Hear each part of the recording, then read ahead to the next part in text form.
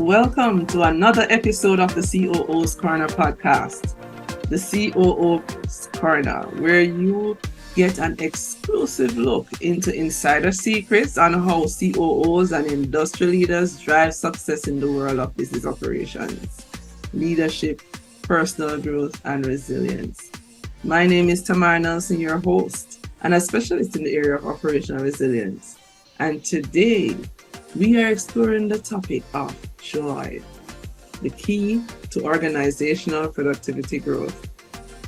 Many today are in search of that key operational or strategic thing that boosts their productivity and growth. Could we have found that magic bullet?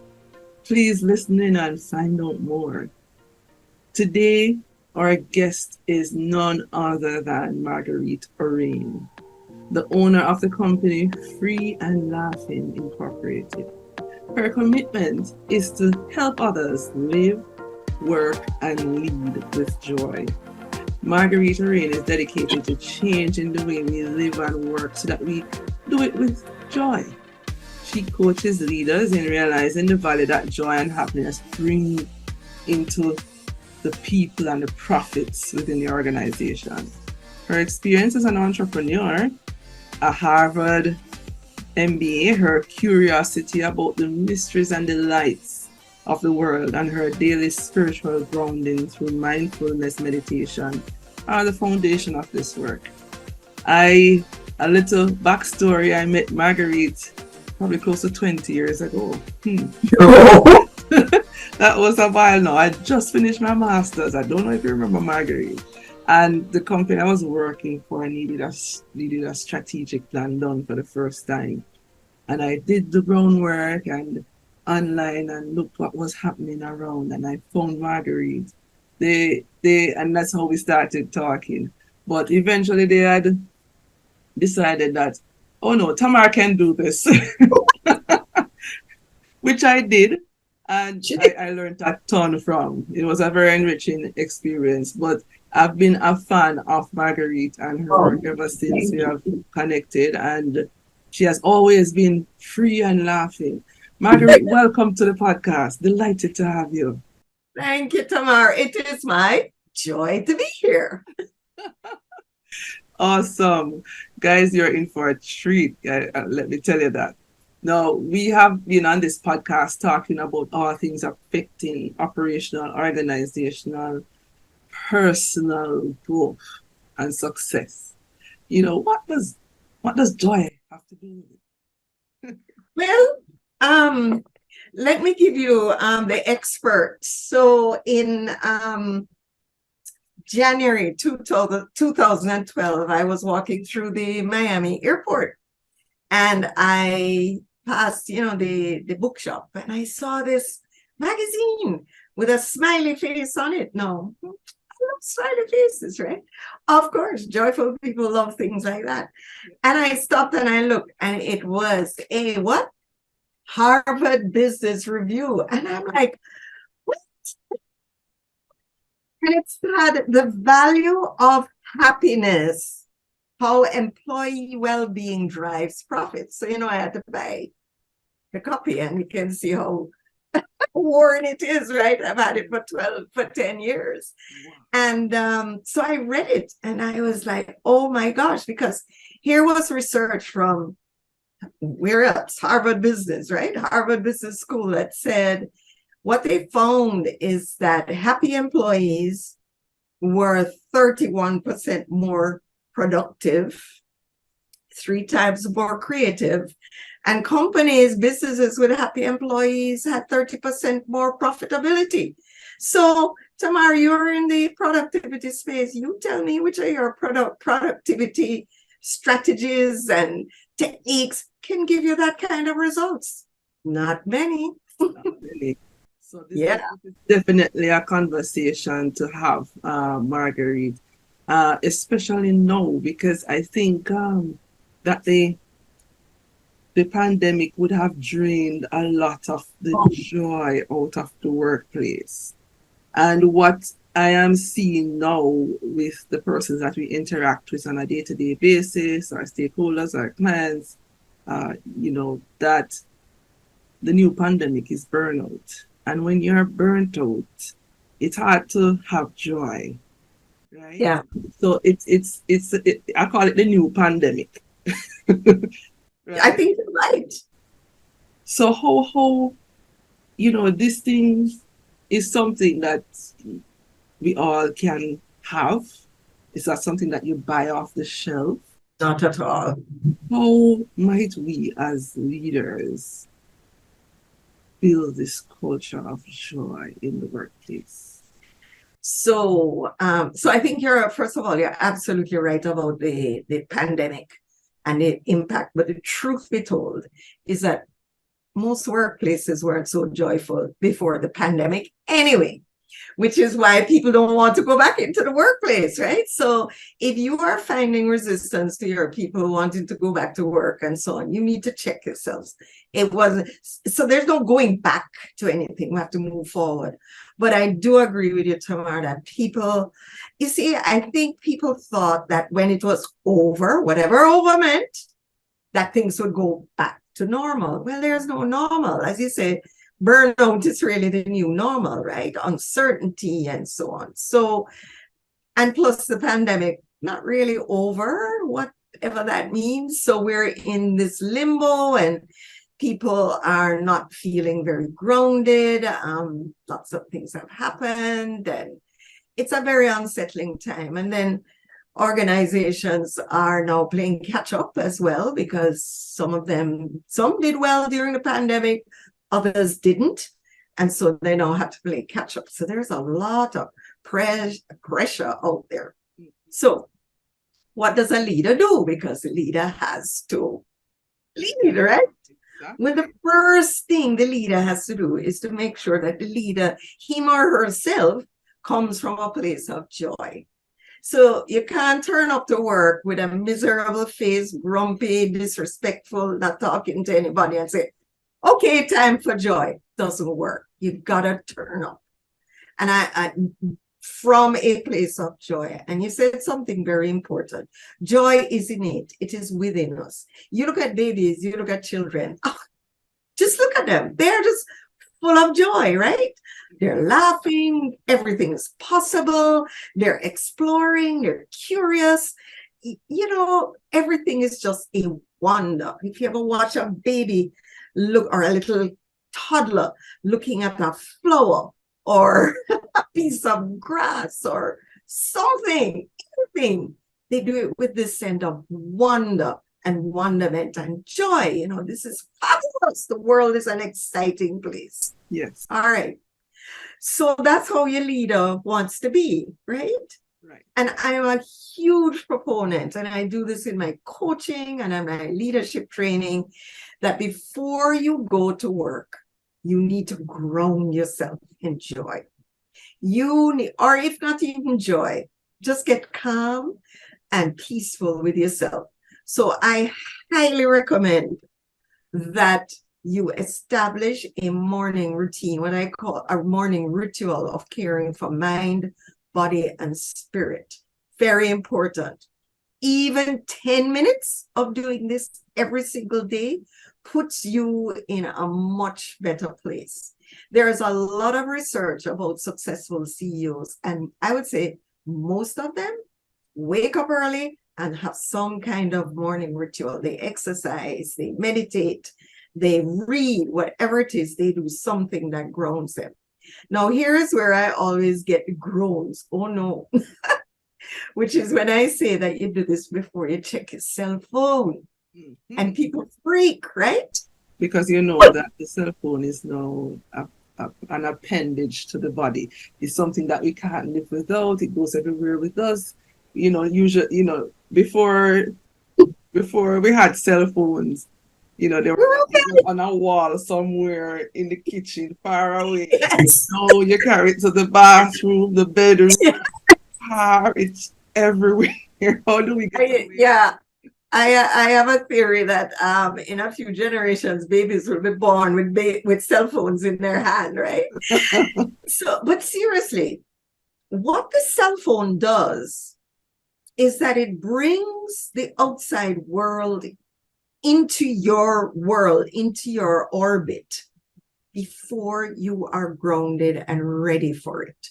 So if the first thing you do is you open your eyes, reach for the cell phone to see, oh gosh, is there a text from the boss, or, who invaded who last night and who dropped nuclear bomb and all that kind of thing, you don't have a chance for joy. So here's what I do. My phone sleeps in a totally different room, actually sleeps in my office, which is, well, I'm in a 2-bedroom condo in Toronto, so it's not that big, but it's still big enough that for the first 1.5, 2 hours that I'm awake, I have no idea what has happened in the world out there. And it is so grounding for me. I am peaceful. I just feel this sense of power and control over my life. And from that place, you can now lead from a place of joy. Right. What would you say to the CEO or the COO listening, or any C-suite for that matter listening in, that would say, I don't have an hour and a half, 2 hours in the morning to do this grounding, and what is this grounding anyway? Do I have to do it? Can I do it 3 times a week and that's okay? No, every day. If you can't take 15 minutes every morning, even 15 minutes to do this, then something wrong with your life. Come to me for coaching. I'll help you. Heard that? Seriously, if you can't take 15 minutes to just settle yourself, then what are you going to be like when you get to work? You're going to be a monster. And many leaders are. So that's the first thing. And you got to turn up, grounded, calm. And when I say joyful, I don't mean I'm kind of exuberant and what they would say in Jamaica, laughy. I'm not always like this. I turn up very seriously, but I'm joyfully serious, if you get what I mean. So when I'm doing strategy work, I'm very serious. And but I'm smiling as well, because that's just me. But I don't mean that you're necessarily as animated or exuberant as I am. You find your own level of joy. I think the main thing is that you feel grounded, calm, and in some semblance of control of yourself, because there's nothing else you can control. Okay, all right. So there are a number of things. I think on the bigger in the bigger realm of things, I think one of the things to get very clear on as a leader are the core values of the organization, because that's the root of your culture. Core, C-O-R-E, but it's also C-O-E-U-R, which is French for heart. So it's the heart values of the organization.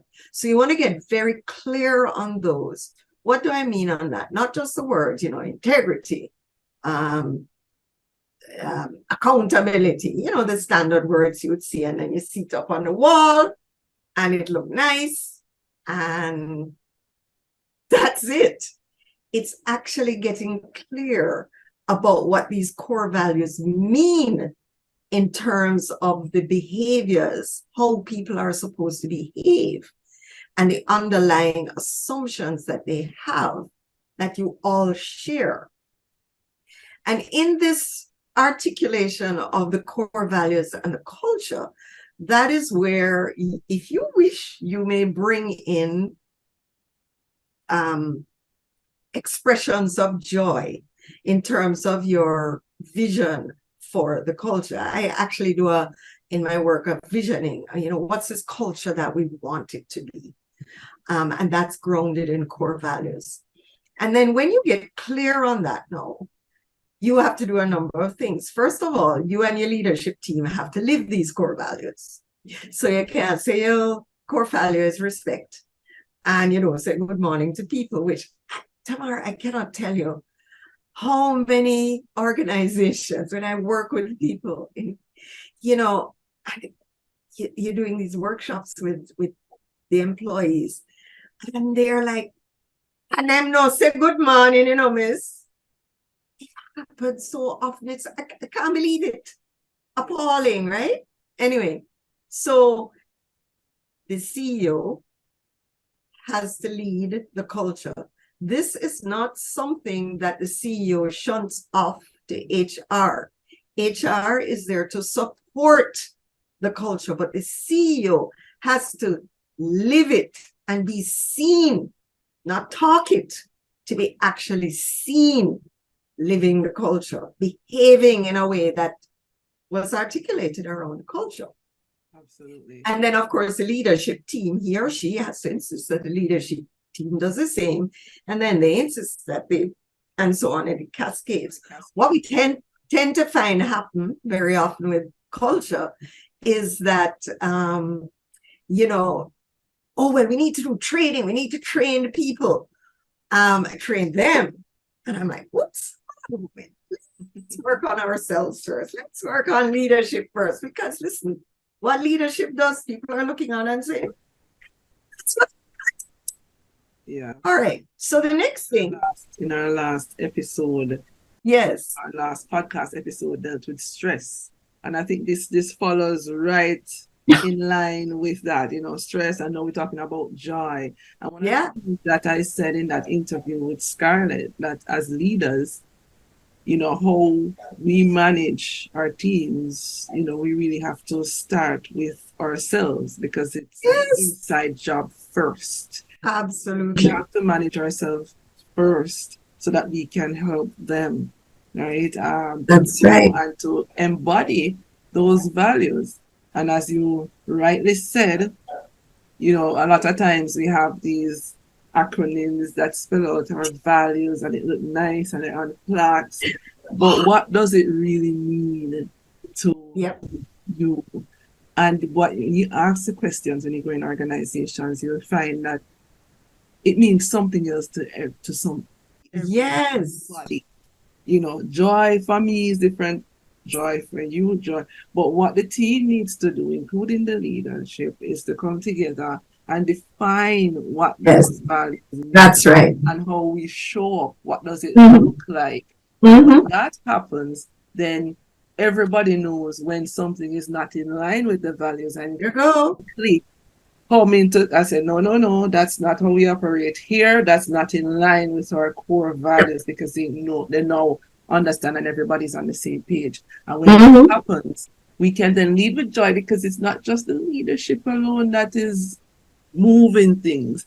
Everybody has a part to play and everybody sees their role in the whole situation. So excellent points there. So and it's really not hard with Jamaican people, because we innately joyful. So it's really not hard, It's not hard. A song comes to mind, Marguerite. Which one? Oh yes, don't worry, be happy. Be happy.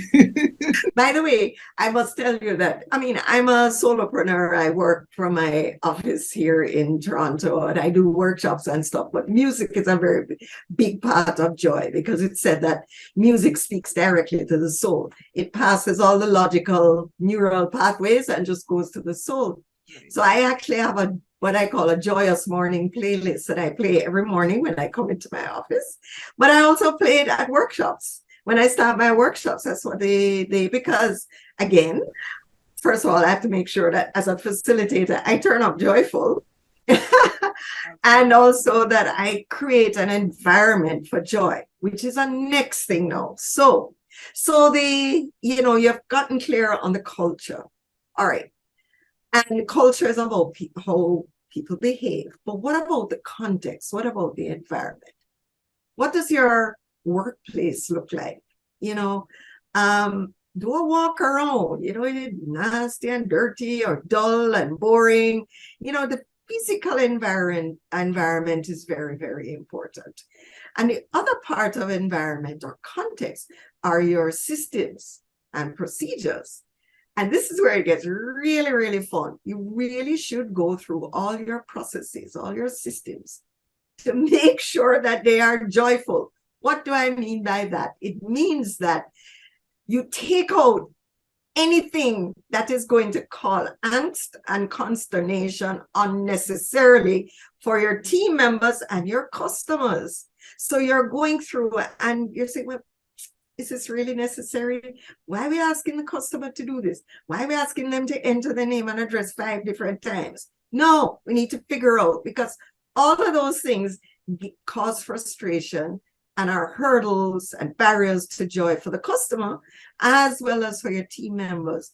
So you have to go through your processes and see, how can I make these joyful, i.e. easy and welcoming to use? And that's what we Lean and Kaizen and Six Sigma as non-value added activities or waste activities. So these are activities are not adding any value to the customer. It's not sparking any joy, using Marguerite's terms. It's not, it's just costing money, time, energy, resources that could actually be used, to help build and grow your organization and bring a real experience to all the stakeholders involved. So absolutely, waste is something you don't want around you, physical waste. But these are wastes that are hidden, that are usually done over time, especially the older organizations. They would over time building these things. Oh, this is the way we have always done things. I know. And so it's hard to change, especially when they have built it from scratch and they're seeing it grow and it's their baby. We can't do without this step. But, it's really thinking differently, particularly now. I think it's something key earlier, Marguerite, that, these things would have always been at play in organizations. But it is now, a light is being shone on it a little bit. Yes. Yeah. I remember one client came to me and she said, my team has been complaining that, they are really burnt out, that the workload is too much, since COVID. And I said, but your company is known for having heavy workload, so for even prior to COVID, so it has really shone that light. And I think persons now want a new narrative, a new paradigm, a new way of doing things. So this is the prime opportunity for everyone to include joy. So any other tips on that? So we have spoken about a few things already. So I'll add one more, which maybe more than one actually, because it goes deeper, is the whole issue around team member involvement. This is not something, as you know from your work in productivity, that you mandate and say, this is it, because there is no buy-in. And people will just resist you like, oh, really? Okay, make me show him. And just go into a passive resistance mode, right?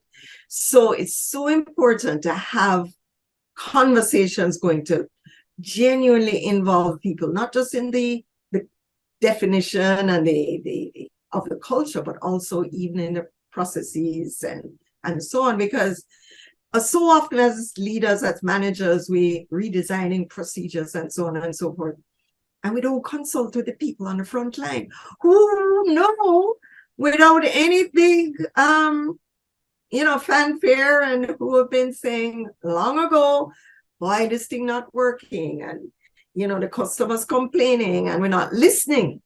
So I think it's really, really important that we involve the team in defining what this culture of joy means, what's important to them, but also how do we get it embedded in our systems and processes. And sort of aligned to that is the importance of measurement. You remember, I'm an advocate of the balanced scorecard. What you measure, you manage. What you manage gets done. Exactly. And we kind of have this feeling that, well, it's culture and it's kind of airy-fairy and can't manage. You can measure it so that you can manage it. And so you want to be doing at least annually team member survey and you want to be asking questions about culture, you can include it in your annual team engagement survey. And not only are you asking, so you're asking to what extent, these are two approaches that I include in my surveys. To what extent are you living the culture? And to what extent do you see others living the culture?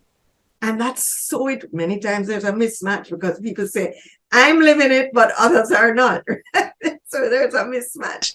But you start to get a feel of the stickiness of the culture, what's resonating, how people are living it, and where you need to improve.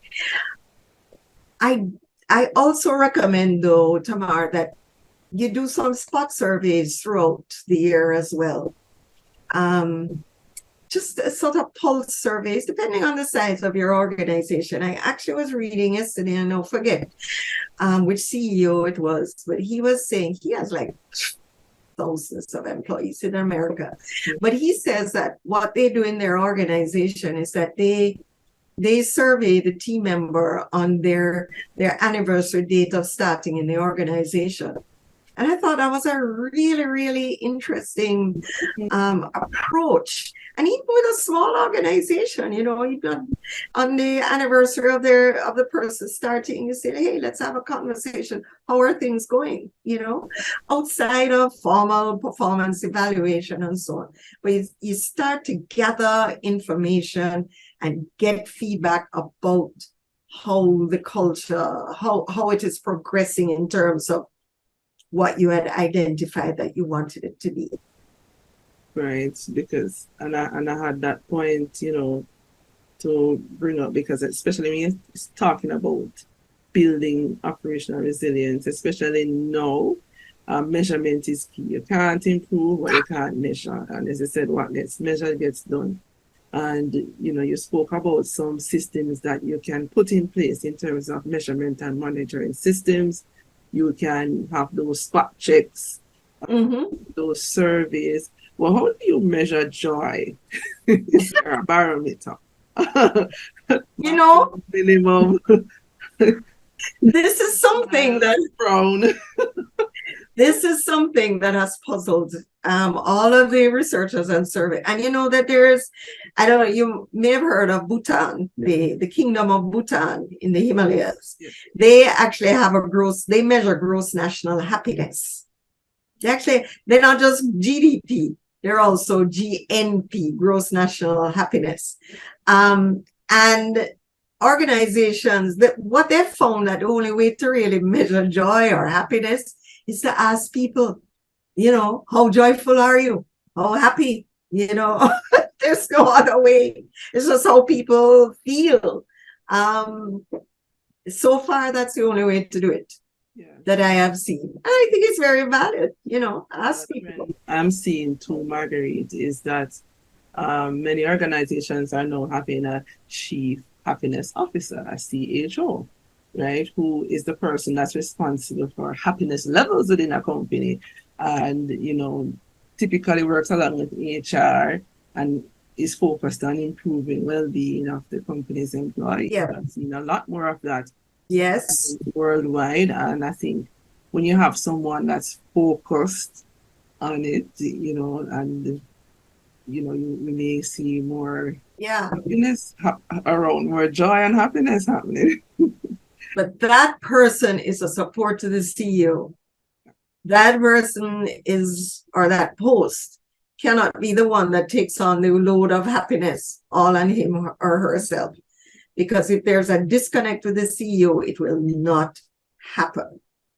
So it just has to happen that way. But it's wonderful. I mean, I can't understand. Why wouldn't a CEO choose to be joyful? That's a fun part of the job. So what's one of the things that you see happening in the workplace today, Marguerite, that is a huge mistake, and a lot of people are making this mistake in companies and organizations as it relates to joy and happiness in workplace? Well, first, I think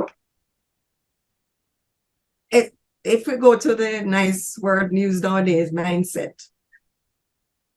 when I started on this joy journey, sometimes I get this like glaze over, you're not serious. We can do serious work and be joyful. So there is a belief, and this is what we explore in a culture as well, which when you're defining the culture, what are our beliefs about joy? Is what place does joy have in the workplace? Because some people believe that joy is here and serious work is here and never the twain shall meet. And if you believe that, then you have no chance in hell of having a joyful culture, right?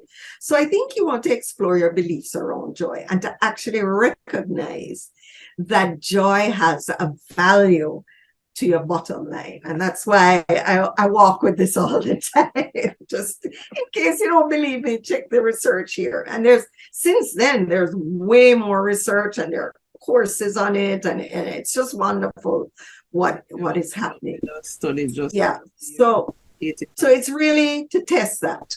Yeah. Sorry about that. Gallup in 2021 did a study that said that 85% of persons in the workplace are disengaged and 53% are unhappy at work, right? But it also mentioned that more engaged employees will contribute over 30% in terms of productivity improvement. So, if we are in a boat and we're all in the same boat and different levels of engagement, it's a huge problem, and it's something that we really need to look into and to see how we can improve and drive happiness at work. Which brings me to my next question. What are some drivers of happiness? Some persons will say, when I think I bounced it off this topic off a few persons, and the person will say, well, make sure they get more pay, and that will drive the happiness. What say you, Marguerite? Okay, so we want to distinguish between joy and happiness. So joy is the innate feeling of, I want to say pleasure, but it's not just pleasure, just an innate feeling of well-being and wellness within you. Happiness is the feeling of well-being that you get from external stimuli. So something happens and you're happy. I don't need anything to happen for me to be joyful. I am never more joyful than when I'm sitting with my eyes closed in meditation. Not happening. I'm just sitting there and just so joyful. So we want to distinguish that. So some of the things that, it's interesting. You mentioned the Gallup poll, but Gallup also said that the number one reason why people are disengaged and leave their work is a relationship with their immediate supervisor, right? And money is kind of down on the list. Now, I am not saying that people are not to be paid and paid what they're worth. Absolutely, people must be paid what they're worth. But that in and of itself is not going to make somebody happy. It'll give a temporary boost. Like you get a raise, you feel, yeah, I got happy. And then by the time the third paycheck comes, you're like, but it's not stretching anywhere and they're not making me any happier again. And so you want more, right? So the money part of it is necessary, but it is not the be all and end all.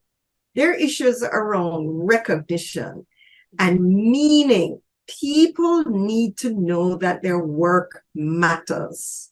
The most basic question that we ask ourselves, I think, philosophically, why am I here? What's the meaning of my life? You ask yourself that, right? And you spend over half of your life at work, half of your days at work. Why am I? What's the meaning of my job? How am I contributing? We all want to know that when we leave this plane, which we're all going to do, that we have made a difference, hopefully positive to people's lives. We want to know that when we leave an organization, we have made a difference. So I think helping people to find meaning is very, very important. How does their job contribute to the overall well-being of the organization? And further, I'll give you a little example that I just love. So many years ago, actually 2004, when I was in Jamaica, we had growth facilitators, and we hosted a one-day seminar with Professor Robert Kaplan, who was a co-architect of the Balanced Scorecard. And we invited the principals of 6 schools, including Pumas. So afterwards, boys and girls, afterwards, they came to me. I remember it was Mr. Mary, who was the principal of the boys' school at the time. And he came to me and he said, listen, Marguerite, this is so exciting. You have to help us. You have to help us. We're like, oh.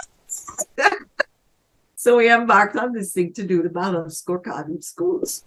And I could have a whole conversation about the Balanced Scorecard at Wolmer's. But anyway, so we did the Balanced Scorecard with the Wolmer's schools. The first time ever the schools were ever coming together to plan together as one school.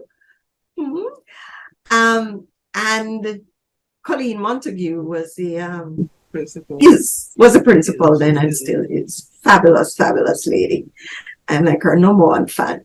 Anyway, so we had this. So we were, working on the rollout and the implementation.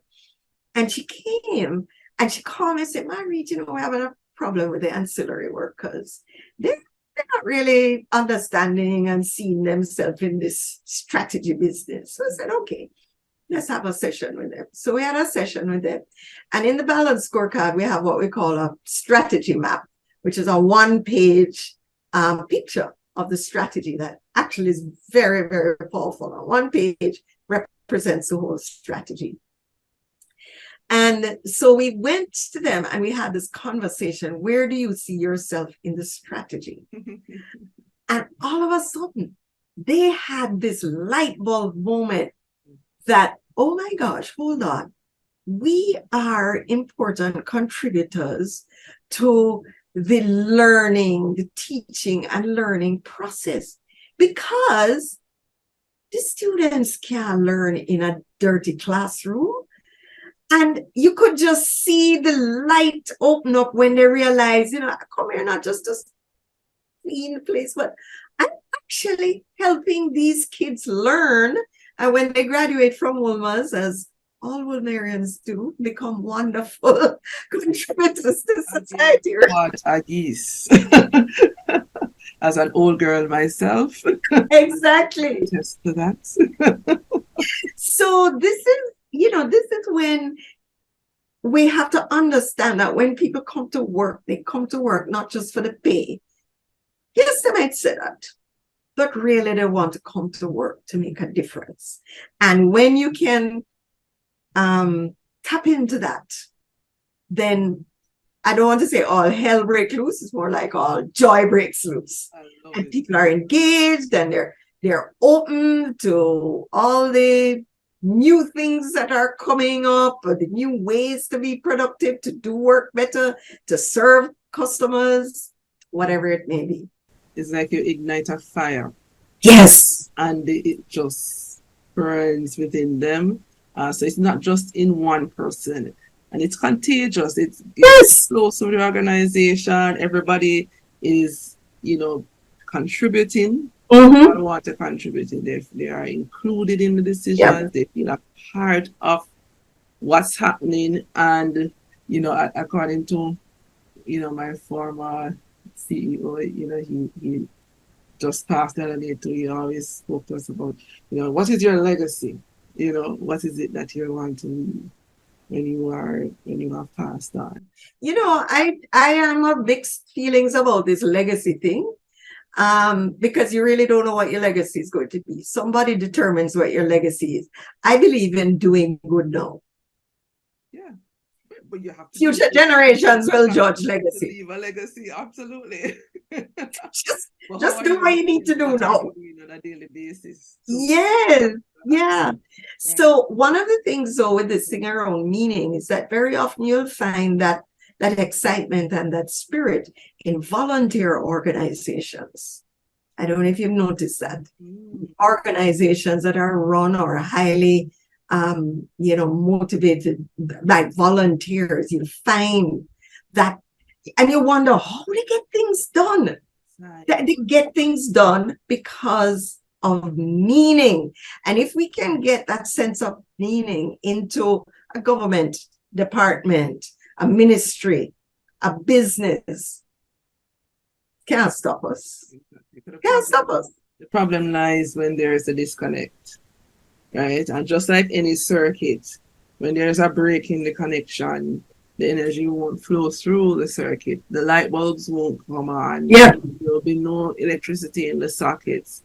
You can't power the organization through the disruptions. And so it's to get everybody connected and joyful as well. Yes. Okay?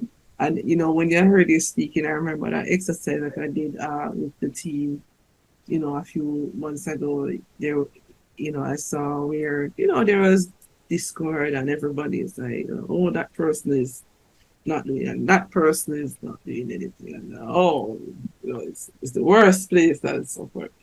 And I said, okay, I'm calling you guys into a meeting, and everybody was like, okay, what is she going to come with? And everybody come with their hand full of. I said, yes, no, we're going to get, thing. And I did everybody so sticky and so I said, what is it that one thing about each person that you appreciate? Yes. I started off with them. And let me tell Gratitude is a must. It drives the whole thing. Once they started to do that, yes, put it as a stick it up for each person. So each person had like 6 or 7 things, and when they look and I said, each person gonna stand up and read what others say about themselves, and they read through the list, and you just saw the joy, the smiles that came the out. seats open up. The air was just light and happy. Yes, We had you feel it. strategy session afterwards, right? It was the most delightful conversation. I said, do you realize that all of the strength that you have here, you don't even need me here. I mean, you guys they need you to remind them. $1 million company up. So that is why in strategy sessions we do icebreakers and activities, and sometimes I don't want any boring icebreakers. I said, look, icebreakers serve a purpose. You're setting the context, right? But what you said something important there, Tamar, is that the other thing is that we have to learn to have different conversations, types of conversations with each other. First of all, we need to have conversations with each other. We need to recognize that telling people to do something, I gave instructions. No. That's not a conversation. That does not engage anybody. That doesn't get anybody bought in at all. And then you wonder, I gave instructions, but they didn't do it. I'm like, and you're surprised. So we have to learn to have different conversations with people, conversations that are respectful as a foundation, even when having conversations where you may have to point out things that need improvement, things that are not good, things that, sometimes even may require somebody to be terminated and let go. You can still have that conversation in a respectful way, right? So we have to learn to have respect. Yes. Well, we just have to learn how to open and listen. And part of those conversations is also being able, you have to come to it from a place of equality. Now, when you're having a conversation, I'm not boss and you're subordinate. No. It's just two human beings having a conversation. And therefore, as a leader, you have to be open and invite and encourage honest feedback from the other party, and be gracious about receiving it, because you can't be asking feedback for feedback and then you get it and then you get defensive. Well, I was only no, you just say, oh, thank you very much. So what do you think I could do to correct this situation? So we have to learn how to have different types of conversations. School, our education system doesn't do a good job of conversations because, it's a teacher here and telling. And those who talk too much, they talk back and they get sent to the principal's office and so on. So there has to be a relearning when people get into the workplace now in terms of these different types of conversations that are just heart to heart, just human. Because that's what we are. That's what people are when they come to work, just human beings. Yeah, we're human first. We're human first, and we need to get back to that a more people-centric style of leadership where, Well, we never were there. We are true. See, and that is another thing we need to understand. We need to know our history. Okay, great. Because many of us still living out the history in terms of how we so-called lead. So we need to understand our history. Not to be bound by it, but just so that we understand the baggage which we are bringing with us as we move through the centuries of being Jamaica. And not continue with the same. Yeah. This is how they have always done. This is how my foreparents did. This is how this is in my DNA, kind of thing. But it really means, based on what we're seeing, that's necessary now, a large amount of vulnerability. And hearing some of the comments, not, oh my gosh, I'm being triggered by it and lash out in the conversation, but, being respectful, as you said, having that open and honest conversation, because that's where the learning and the growth happens, really.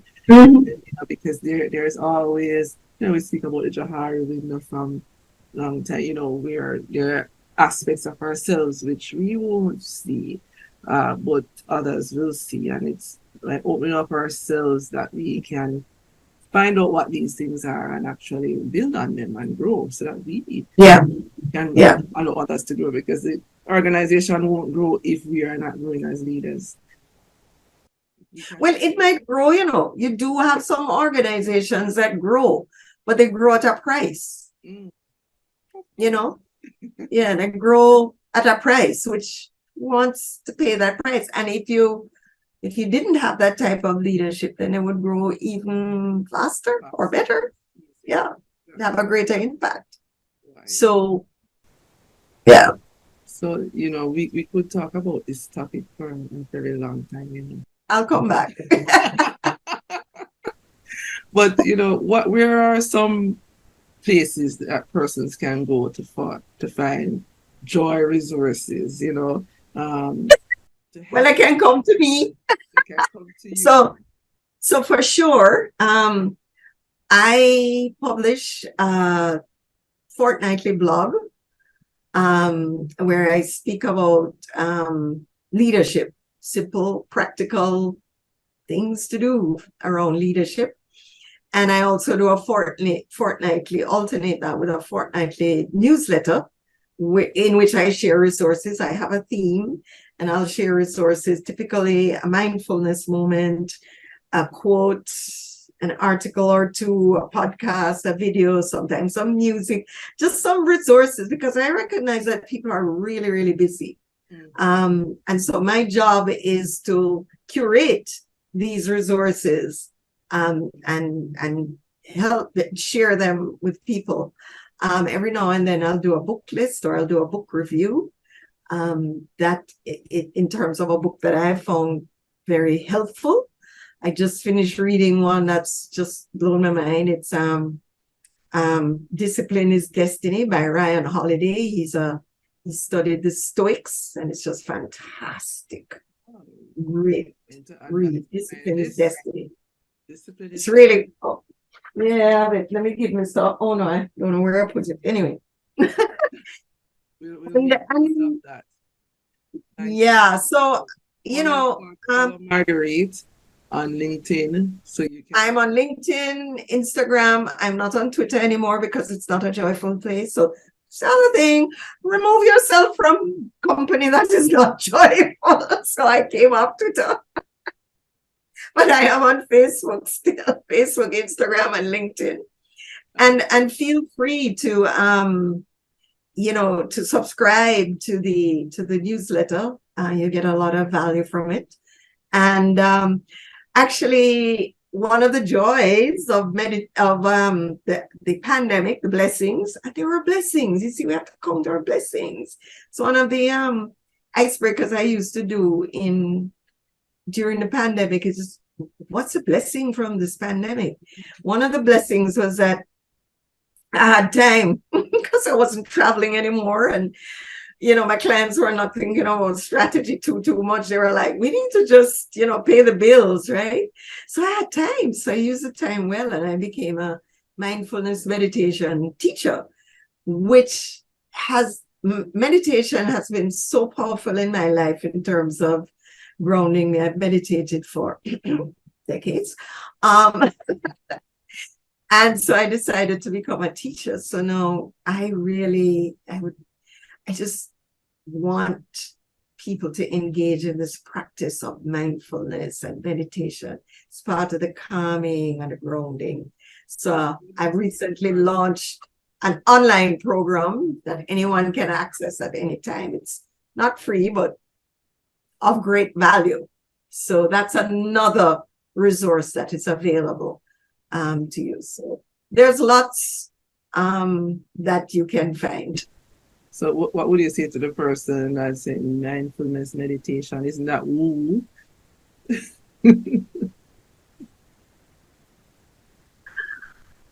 Well, first of all, I don't even know what woo means. I hear it all the time. And I think it's I don't take offense to things, but I don't like it because I think it's very judgmental, and it is saying that it refers to non-Western practices. Yeah. Oh yeah. Meditation comes from the East, and so on and so forth. That's been my experience. So meditation is simply around sitting still, closing your eyes, and getting your thoughts, your mind, I don't want to say under control, but calm. Let's just say calm. And that in and of itself is of great value. So many times I will not even use the word meditation. There are some religions that don't like it, even though meditation is mentioned in the Bible quite a bit. But anyway. That's what I was about to say. Exactly. For the Eastern world. I'm like, we think Jesus was doing out in the wilderness for 40 days and 40 nights. What? So it's something that persons need to be fearful of. No, not at all. Because it's you. If you're fearful of meditation, then what are you fearful of? Yourself, your thoughts. No. I will say though that, if there are serious issues with mental health, then you need to take care of your mental health and go and see your mental health, therapist or psychiatrist or that kind of thing. Meditation can work in conjunct with that. But if someone comes to me with some serious mental health issues, I am not qualified to deal with that at all. And I would first admit that. So, yeah, this is, but it's a wonderful, wonderful practice to ground yourself and get calm. And life just, let me tell you, if I miss a day or two of meditation, I feel the difference. You feel the difference. I get it. That day is like, well, why isn't they going like this? And I go back to my meditation. I'm like, oh, this is lovely. Life is good. A key part of sustaining our joy so that we can help organizations to grow. So absolutely. To ask you now to step into my shoes for a little bit. Is there anything that I should have asked that I didn't ask in the discussion today? Oh my gosh.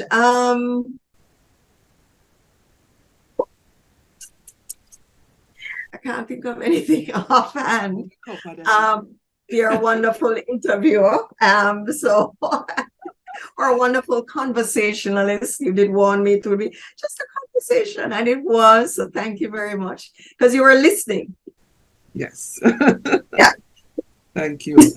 So, Marguerite, we have come to the end of the interview, but I do have one last question for you that I Okay. ask all of my guests because I do believe there is power in questions that you ask. So, in your career, what is one question that you frequently use when you're working with teams to get the best outcomes? What's keeping you up at night? Ooh, yeah. That's a good one. That's Yeah. good. What's Absolutely. keeping you awake? What's bothering you?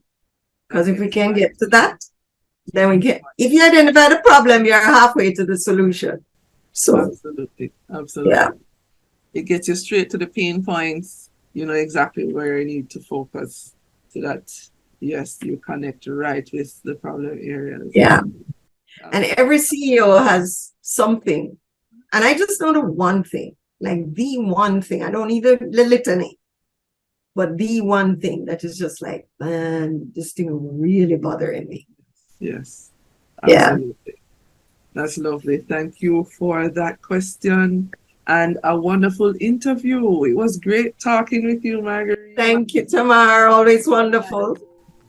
Full conversation.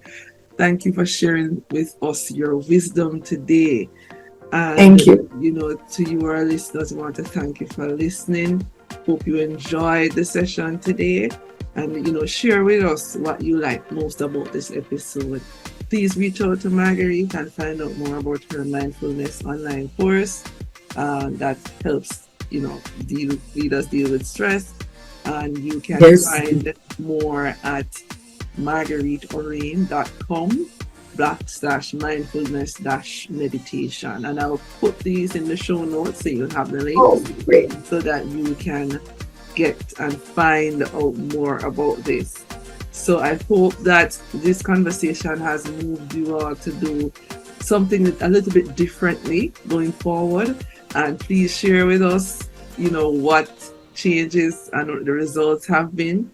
And, you know, feel free to reach out to me too at tamarnelson.com or on LinkedIn at Tamara-Nelson. And if you'd like to be a guest star to just share your feedback or suggestions, you know, please reach out to me. I'd love to hear from you. And, you know, share with your friends as well if you think that they might find this conversation valuable. And join us again for another information value-packed episode. So until next time, as we always say in Jamaica, walk good